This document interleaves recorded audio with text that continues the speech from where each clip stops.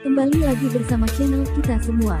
Jika Anda suka, jangan lupa komen, like dan subscribe, serta bila Anda berkenan, aktifin subtitlenya supaya ada tulisan teksnya. Kita langsung ke ceritanya. Perintah Kaisar Naga. Bab 5964-5967. Manifestasi Pemurni Ki. Raja Iblis Awan Merah mengangguk, lalu keduanya terus mengikuti dengan hati-hati. Benar saja, tak lama setelah kelompok Sekte Yukuan memasuki hutan bambu giok, perubahan mendadak terjadi. Semburan cahaya zamrud yang menembus langit meletus dari hutan bambu. Daun bambu giok yang tak terhitung jumlahnya berjatuhan, berubah menjadi hujan bilah biru yang melesat ke arah kelompok Sekte Yukuan seperti badai. Secara bersamaan, sulur-sulur hijau gelap muncul dari tanah, melilit pergelangan kaki mereka seperti makhluk hidup. Serangan musuh. Bentuk formasi pertahanan. Tetua pertama berteriak tajam, membanting tongkat tulang putihnya dengan keras ke tanah. Sebuah cincin energi kematian abu-abu keputihan menyebar, mengikis dan melarutkan bilah daun bambu yang datang. Tetua ketiga juga menggoyangkan gelang tengkoraknya, yang bersinar terang dengan cahaya hijau, berubah menjadi perisai cahaya untuk melindungi kelompok tersebut. Sosok berjubah hitam lainnya menggunakan berbagai metode, melepaskan rentetan kabut beracun, senjata tersembunyi, dan api jahat terhadap penghalang pelindung hutan bambu, menciptakan serangkaian suara gemuruh. Sekte Yukuan, seperti yang diharapkan dari salah satu sekte jahat terkuat di surga ke-12, menunjukkan metode yang kejam dan kerjasama tim yang sempurna. Dipimpin oleh dua tetua Dewa Abadi sejati tingkat 2, mereka menahan gelombang serangan pertama dari penghalang hutan bambu dan memulai serangan balik mereka. Tongkat tulang putih tetua pertama jelas merupakan senjata sihir jahat yang tangguh. Setiap ayunan melepaskan aura kematian yang pekat, menyebabkan bambu giok layu dan membusuk dengan cepat setelahnya. Gelang tengkorak tetua ketiga terus-menerus menyemburkan api hijau yang menyeramkan, membakar sulur-sulur bambu. Namun, penghalang hutan bambu tampaknya tak habis-habisnya. Bambu yang rusak dengan cepat beregenerasi, dan bahkan ketika terputus, lebih banyak sulur muncul. Yang lebih mengkhawatirkan adalah, saat pertempuran berlanjut, dengungan rendah mulai terdengar dari kedalaman hutan bambu, dan tekanan yang mengerikan semakin meningkat. Kita tidak bisa terus seperti ini. Batasan ini menguras kekuatan seluruh kita. Semakin lama berlarut-larut, semakin kuat jadinya. Wajah tetua pertama tampak muram. Gunakan formasi pemusnahan Yukuan. Teroboslah. Baik. 10 sosok berjubah hitam dengan cepat mengubah posisi, masing-masing mengeluarkan bendera formasi hitam pekat dan menancapkannya di tanah. Bersamaan dengan itu, mereka menggigit lidah mereka, meludahkan esensi darah mereka ke bendera-bendera tersebut. Tetua pertama dan tetua ketiga berdiri di inti formasi, menyalurkan kekuatan sihir mereka yang sangat besar ke dalam formasi. Boom!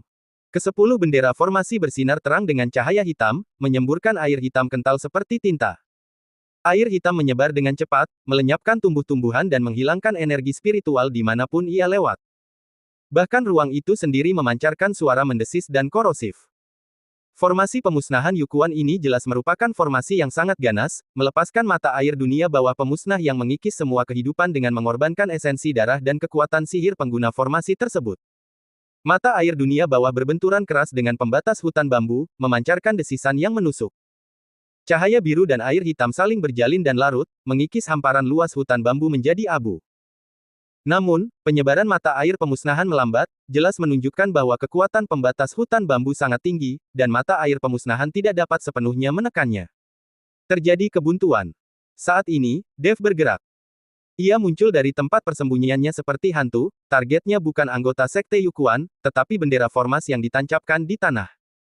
Arus pemutus kekacauan. Dev membentuk segel tangan, dan 10 benang abu-abu tipis seperti rambut melesat dari ujung jarinya, tepat melilit simpul energi yang menghubungkan 10 bendera formasi ke tanah. Benang-benang abu-abu ini terkondensasi dari energi kacau paling murni, memiliki sifat melarutkan semua hukum.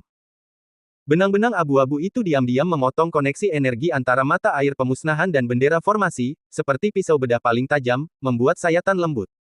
Puff puff puff. Ke-10 bendera formasi bergetar serentak, cahaya hitam yang mengalir di permukaannya tiba-tiba meredup. Pasokan energi yang mempertahankan formasi itu langsung terputus. Apa?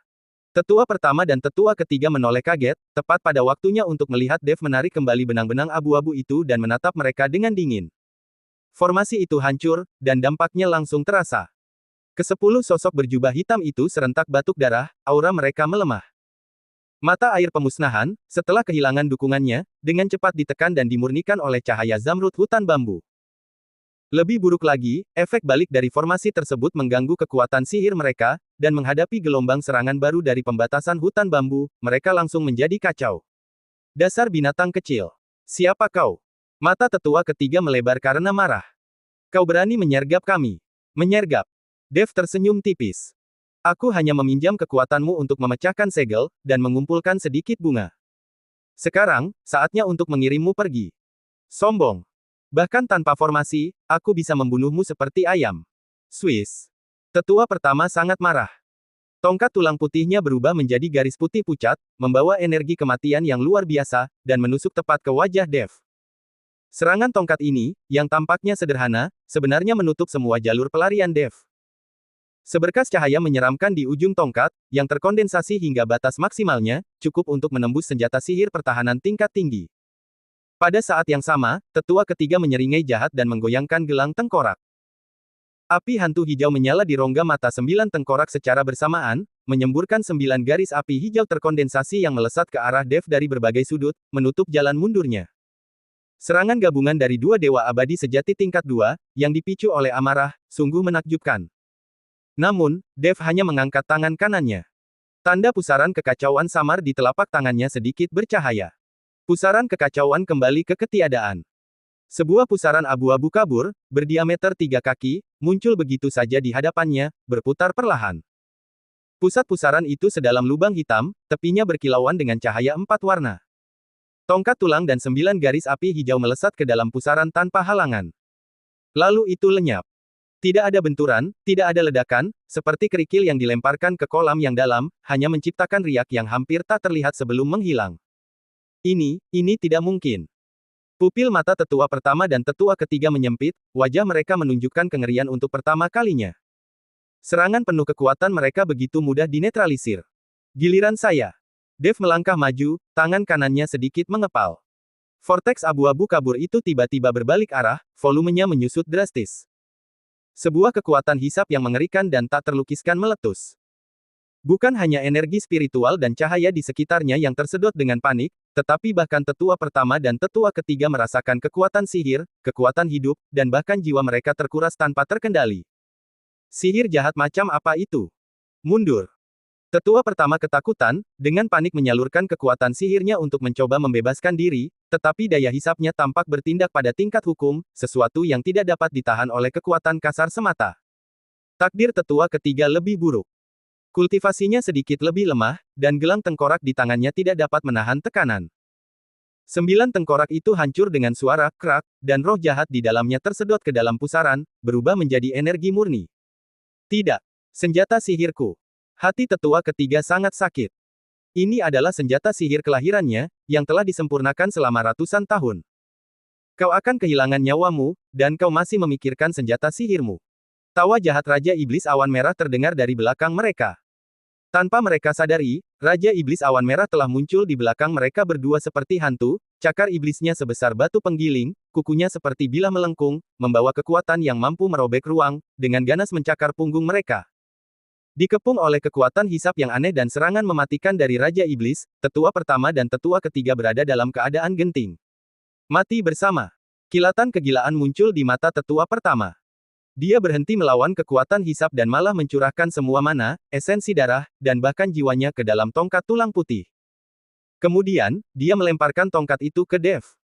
Tongkat tulang putih langsung membesar hingga 100 kaki setelah lepas dari tangannya, diliputi api putih yang mengerikan, memancarkan energi penghancur.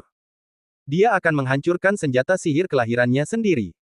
Penghancuran diri dari senjata sihir bawaan yang dipelihara selama bertahun-tahun oleh seorang dewa abadi sejati tingkat 2 cukup kuat untuk melukai para atau bahkan membunuh seseorang dengan level yang sama. Hati-hati. Ekspresi Raja Iblis Awan Merah berubah. Namun, Dev tetap tenang. Dia hanya mengucapkan satu kata ke arah tongkat tulang putih yang terbakar. Berhenti. Berdengung. Sebuah medan kekuatan tak terlihat menyebar dari Dev, seolah-olah waktu itu sendiri telah melambat 1000 kali lipat. Tongkat tulang putih yang terbakar, api hijau yang berterbangan, Raja Iblis Awan Merah yang ganas menerjang ke depan, bahkan ekspresi putus asa dan gila dari tetua pertama dan ketiga, semuanya melambat seperti siput. Hanya gerakan Dev yang tetap tidak terpengaruh. Dia mengulurkan jari telunjuk kirinya, dengan kilatan cahaya bintang yang kacau di ujungnya, dan dengan lembut menyentuh sebuah titik pada tongkat tulang putih. Titik itu tepat merupakan titik terlemah dalam struktur energi tongkat tersebut. Krak! Suara lembut dan tajam, sangat jelas dalam waktu yang membeku. Api putih mematikan pada tongkat tulang putih sepanjang 100 kaki tiba-tiba padam, tongkat itu dengan cepat menyusut dan meredup seperti balon yang kempes, akhirnya jatuh ke tanah dengan bunyi, gedebuk, menjadi tongkat tulang biasa yang kusam, tanpa jiwa sama sekali. Aliran waktu kembali normal. Tetua pertama menyaksikan tanpa daya saat serangannya yang putus asa dengan mudah ditangkis, secercah cahaya terakhir di matanya benar-benar padam. Seteguk darah hitam bercampur dengan pecahan organ dalam menyembur keluar, kekuatan hidup mereka langsung melemah ke titik terendah. Puff! Puff! Cakar iblis Raja Iblis Awan Merah menembus punggung kedua pria itu tanpa perlawanan, muncul dari dada mereka, setiap cakar mencengkeram jantung yang masih berdetak lemah. Hah! Hah! Tetua pertama dan tetua ketiga menatap lubang berdarah di dada mereka, mata mereka dipenuhi kebencian, keputusasaan, dan ketidakpercayaan. Akhirnya, semangat mereka melemah, dan tubuh mereka ambruk lemas. 10 sosok berjubah hitam yang tersisa telah sepenuhnya musnah oleh penghalang pelindung hutan bambu. Dev melambaikan tangannya, mengumpulkan semua benda sihir penyimpanan milik semua orang, tongkat tulang putih, gelang tengkorak yang patah, dan barang-barang lainnya. Indra ilahinya menyapu semuanya. Sekte M Yukuan, seperti yang diharapkan dari sekte jahat yang sudah lama berdiri, memiliki akumulasi sumber daya yang sangat kaya. Hampir 1 juta batu peri tingkat tinggi ditemukan, bersama dengan tumpukan material langka, pil, dan buku panduan kultivasi, banyak di antaranya berisi teknik-teknik licik dan aneh yang bahkan membuat Dev mengerutkan kening. Namun, Raja Iblis Awan Merah lebih tertarik pada sumber daya tidak lazim yang meningkatkan jiwa dan menempa tubuh iblis, dan dengan senang hati menjarahnya. Keduanya dengan cepat membersihkan medan perang dan mengkremasi mayat-mayat tersebut. Saat mayat-mayat dikremasi, pemandangan di hadapan Dev dan sahabatnya berubah tiba-tiba. Surga yang indah itu telah lenyap. Seolah-olah mereka telah memasuki reruntuhan di ujung dunia. Sejauh mata memandang, terdapat daratan-daratan besar yang hancur dan mengambang, beberapa masih menyimpan sisa-sisa istana dan paviliun, menceritakan kisah kejayaan dan kehancuran dari masa lalu yang jauh. Turbulensi energi yang dahsyat dan berwarna-warni mengamuk dan bertabrakan di kehampaan seperti naga-naga gila, melepaskan raungan yang memekakkan telinga. Ruang kehampaan sangat tidak stabil, kadang-kadang berputar dan melipat, kadang-kadang tiba-tiba terbelah menjadi celah gelap tanpa dasar, melahap segala sesuatu di dekatnya. Kau benar sekali, surga itu adalah kebohongan, seru Raja Iblis Awan Merah dengan terkejut. Jalan di depan adalah milik kita untuk dilalui. Dev sedikit mengerutkan kening, menyesali tindakannya yang tergesa-gesa dan pembunuhan anggota sekte Yukuan. Hal yang paling merepotkan sekarang adalah angin hampa yang selalu ada. Ini bukan sekadar angin biasa. Lebih seperti kekuatan mengerikan yang mengandung kekuatan pemotong ruang dan pengikis hukum. Angin itu tidak berwarna dan tidak berbentuk. Hanya ketika Anda berada di dekatnya Anda dapat merasakan ketajamannya yang dingin dan keheningannya yang mematikan. Dev menyaksikan sepotong biji besi hitam keras sepanjang 100 kaki tersapu oleh angin hampa, diam-diam berubah menjadi debu halus tanpa suara. Sialan, angin ini aneh, datang seperti ini. Raja Iblis Awan Merah mengumpat. Dia mencoba memadatkan perisai dengan energi iblisnya untuk memblokirnya, tetapi perisai itu langsung terkikis dengan lubang yang tak terhitung jumlahnya, dan energi iblisnya terkuras dengan kecepatan yang mengkhawatirkan. Dev tidak berani ceroboh. Dia mendirikan perisai pelindung dari kekuatan abadi yang kacau, aliran udara yang kabur sedikit membelokkan dan melarutkan angin yang datang, tetapi ini juga menghabiskan banyak energi. Pola 5 elemen dan api bumi di punggung tangannya bersinar samar, seolah-olah secara aktif menyerap energi 5 elemen yang sedikit dan sisa-sisa api bumi dari energi kacau di sekitarnya untuk mengisi kembali dirinya. Cincin jimat penuntun menunjuk ke pusat pusaran yang tampak tenang di bagian dalam wilayah terpencil ini. Di sana, angin kencang tampak sedikit lebih lemah, tetapi ruangnya terdistorsi lebih parah, dan cahaya dibelokkan secara aneh saat mencapainya. Mata kembali ke ketiadaan. Sepertinya kita harus melewati wilayah yang terdistorsi itu untuk mencapainya, Dev mengamati sejenak dan menilai. Bagaimana kita sampai ke sana? Memaksa masuk. Raja Iblis Awan Merah memandang kekuatan spasial mengerikan yang bahkan dapat mendistorsi cahaya. Seandainya kita tidak membunuh kedua orang itu sebelumnya, mungkin mereka punya cara. Sudah terlambat untuk mengatakan apapun sekarang, tetapi mengingat kekuatan mereka, mungkin sulit bagi mereka untuk masuk. Surga yang kita lihat sebelumnya sebenarnya adalah ilusi. Jika kita terus mengikuti, kita mungkin akan tersesat juga, jelas Dev. Lalu apa yang harus kita lakukan sekarang? Tanya Raja Iblis Awan Merah. Dev merenung sejenak. Kita tidak bisa memaksa masuk. Itu tidak bijaksana. Tingkat kekuatan ruang yang terdistorsi itu sangat tinggi. Menerobos masuk dengan gegabah dapat mengakibatkan kita tercabik-cabik atau diteleportasi ke tempat yang tidak dikenal.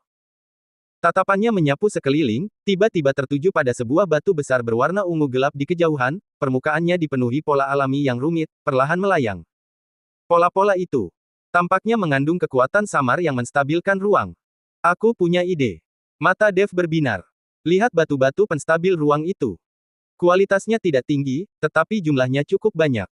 Kita bisa menggunakannya. Bagaimana? Buat formasi. Dev menjelaskan secara singkat, menggunakan batu-batu penstabil ruang sebagai dasar, gabungkan dengan kekuatan 5 elemenku untuk sementara membangun formasi teleportasi dan penghindar angin sederhana. Kita tidak bertujuan untuk sepenuhnya menahan kekuatan distorsi, hanya untuk meluncurkan diri kita secara tepat ke pusat pusaran itu selama durasi singkat efek formasi tersebut.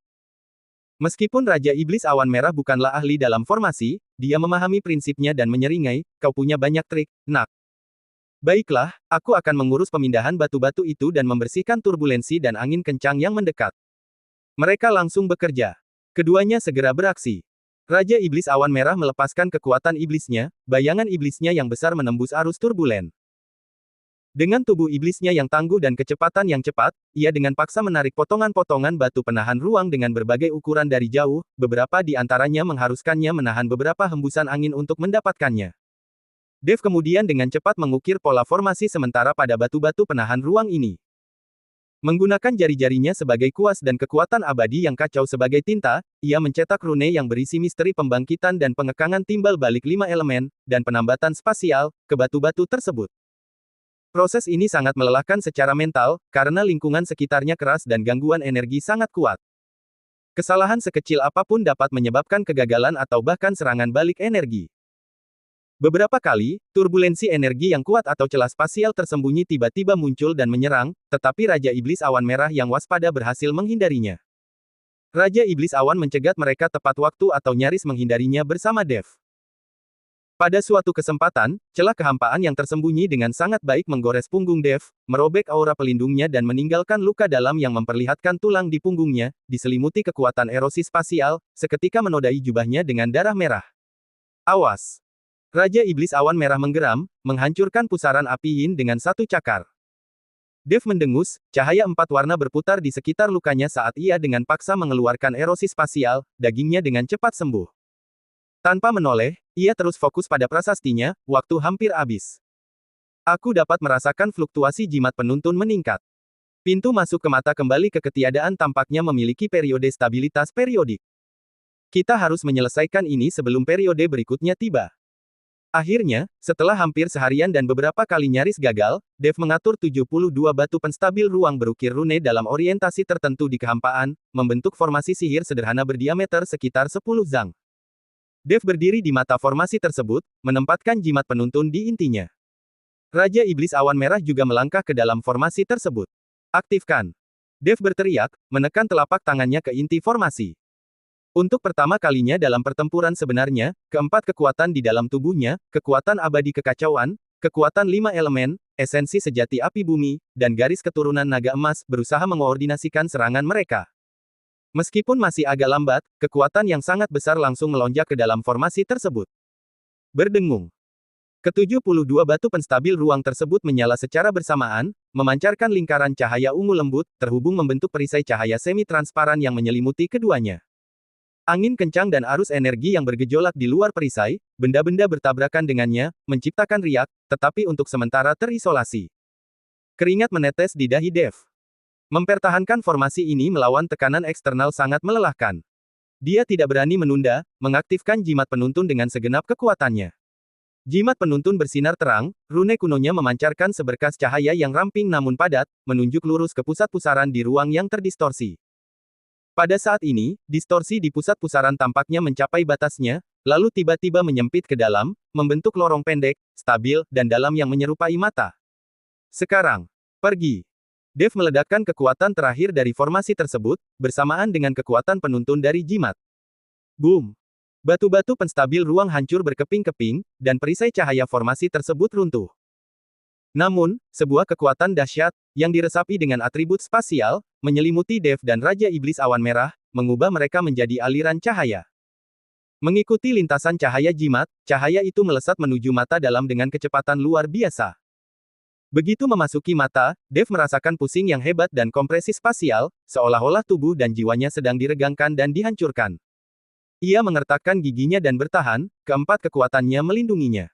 Raja Iblis Awan Merah juga meraung, tubuh iblisnya meledak dengan cahaya merah yang intens. Berapa lama waktu berlalu, mungkin hanya sesaat, mungkin waktu yang sangat lama. Semua kekacauan, robekan, dan raungan tiba-tiba lenyap. Rasa tanah yang kokoh di bawah kakinya memenuhi paru-parunya, dan suara air mengalir serta kicauan burung memenuhi telinganya. Dev tersandung, kemudian menyeimbangkan diri, dan dengan waspada mengamati sekelilingnya. Raja Iblis Awan Merah juga menggelengkan kepalanya, mata iblisnya mengamati area tersebut dengan tajam. Pemandangan di hadapan mereka berdua membeku karena terkejut. Ini memang surga di bumi.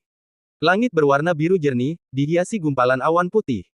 Di kejauhan, pegunungan hijau menjulang berlapis-lapis, diselimuti kabut spiritual. Lebih dekat lagi, rumput harum tumbuh subur, dan bunga serta tumbuhan eksotis bermekaran di mana-mana, memancarkan aroma yang menyegarkan.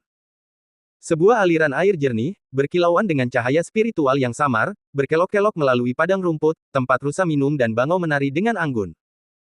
Energi spiritual yang meresap di udara bukanlah jenis yang biasa ditemukan di surga ke-12, melainkan aura purba yang lebih kuno, mendalam, dan tampaknya tak tersentuh.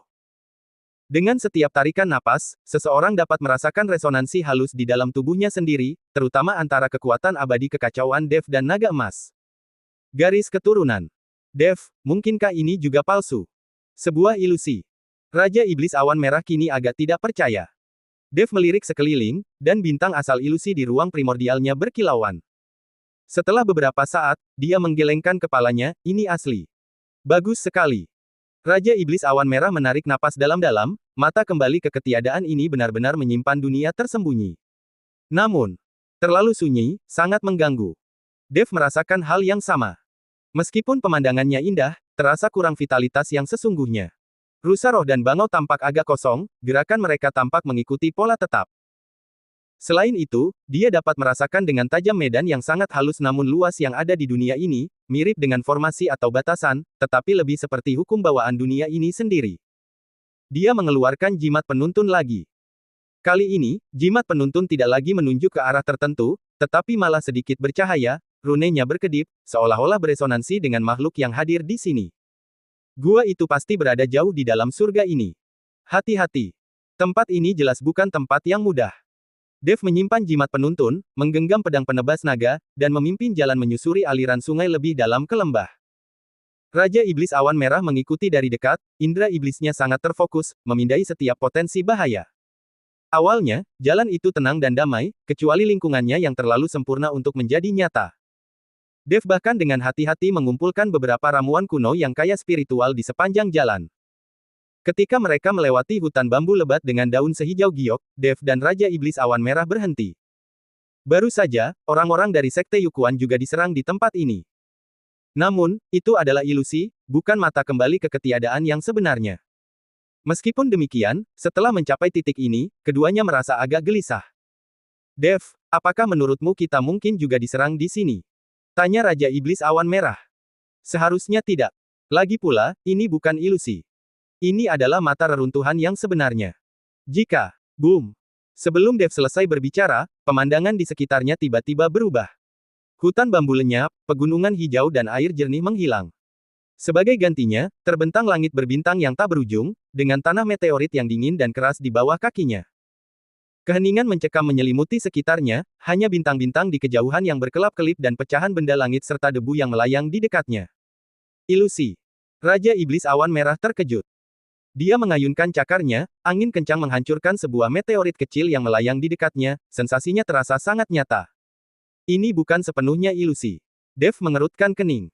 Dia merasakan hubungannya dengan dunia luar sangat melemah, dan aliran kekuatan di dalam tubuhnya melambat. Ini perpindahan spasial, atau penekanan domain. Kita telah ditarik ke ruang uji coba khusus.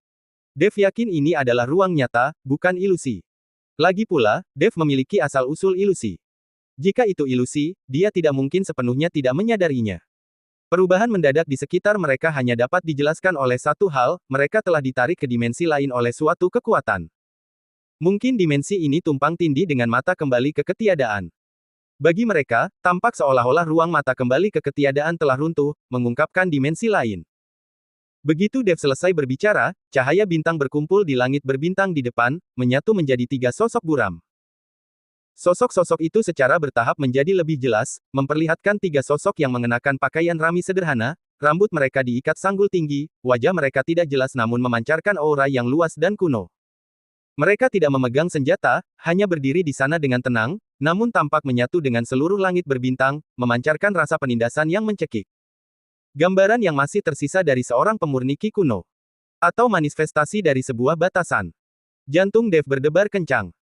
Meskipun intensitas energi ketiga sosok ini tampaknya tidak melebihi alam dewa abadi, esensi kekuatan mereka dan cara mereka menggunakannya mengungkapkan kualitas yang menakutkan dan kembali ke dasar.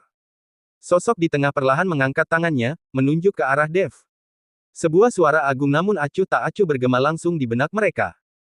Para kultivator masa depan yang ingin memasuki gua kami harus melewati 3 ujian. Ini adalah ujian pertama, menguji pengendalian kekuatan, dan kemampuan beradaptasi kalian. Hilangkan bayangan ilusi kami, atau tahan serangan selama 1 batang dupa terbakar, dan kalian akan lulus. Sebelum kata-kata itu selesai, ketiga sosok itu bergerak serentak. Tidak ada cahaya magis yang menyilaukan, tidak ada suara yang mengguncang bumi. Sosok di sebelah kiri melangkah maju, meteorit di bawah kakinya diam-diam berubah menjadi debu, dan dia langsung menyerang Raja Iblis Awan Merah seperti bola meriam. Dia melepaskan pukulan. Angin tinju itu terkondensasi hingga ekstrim, memampatkan udara hingga membentuk gelombang kejut putih yang terlihat, menyebabkan ruang sedikit bergelombang di jalurnya. Sosok di sebelah kanan, bagaimanapun, mengepalkan tangannya, cahaya bintang berkumpul di sekelilingnya, berubah menjadi cambuk yang berkilauan. Ujung cambuk itu sedikit bergetar, seperti ular berbisa yang menjulurkan lidahnya, mengunci Dev. Lintasannya tidak dapat diprediksi dan berbahaya, mengandung rasa terkekang di ruang angkasa. Sosok di tengah adalah yang paling aneh. Alih-alih menyerang langsung, ia duduk bersila, tangannya membentuk segel tangan yang aneh. Seketika, Dev dan Raja Iblis Awan Merah secara bersamaan merasakan gravitasi langit berbintang di sekitarnya meningkat puluhan kali lipat. Selain itu, arah gravitasi terus berubah, kadang-kadang menarik ke bawah, kadang-kadang menarik ke kiri, sangat aneh, sangat mengganggu keseimbangan dan kekuatan mereka. Metode yang aneh. Raja Iblis Awan Merah meraung, tubuh iblisnya menggeliat, langsung menghadapi pukulan kuno yang datang. Boom! Tinju dan cakar bertabrakan, menghasilkan raungan yang teredam dan menggelegar. Raja Iblis Awan Merah sebenarnya terdorong mundur 3 langkah, gelombang kejut dari pukulan itu meninggalkan beberapa luka berdarah di lengan iblisnya. Ini kekuatan yang luar biasa. Dan kekuatannya sangat terkonsentrasi. Di sisi lain, Dev mengayunkan pedang penebas naganya, energi pedangnya melonjak, mencoba memutus cambuk cahaya bintang. Namun, cambuk itu sangat lincah, seolah-olah memiliki kehidupan sendiri, melilitnya alih-alih menghadapi serangannya secara langsung. Cambuk itu terus-menerus menangkis dan mengarahkan kekuatannya, membuat permainan pedang Dev terasa terhambat dan tak berdaya. Pada saat yang sama, gravitasi yang tak terduga menyebabkannya terhuyung-huyung, permainan pedangnya sering melenceng. Ini tidak bisa terus berlanjut. Kilatan tajam muncul di mata Dev. Ia menyadari bahwa metode serangan ketiga sosok ilusi ini sangat berbeda dari metode para kultivator saat ini dalam melepaskan dan mengubah energi. Mereka lebih berfokus pada konsentrasi dan penerapan esensi kekuatan serta pengendalian lingkungan. Karena kau sedang menguji pengendalian, cobalah pengendalianku. Dev menarik napas dalam-dalam, tidak lagi mengejar keanggunan dan kekuatan permainan pedangnya, tetapi malah memfokuskan pikirannya pada diri batinnya. Di dalam dantiannya, cahaya bintang purba mengalir, dan ia mencoba memobilisasi keempat kekuatan yang awalnya menyatu, bukan hanya dengan menumpuknya, tetapi dengan mencari titik resonansinya. Bersambung.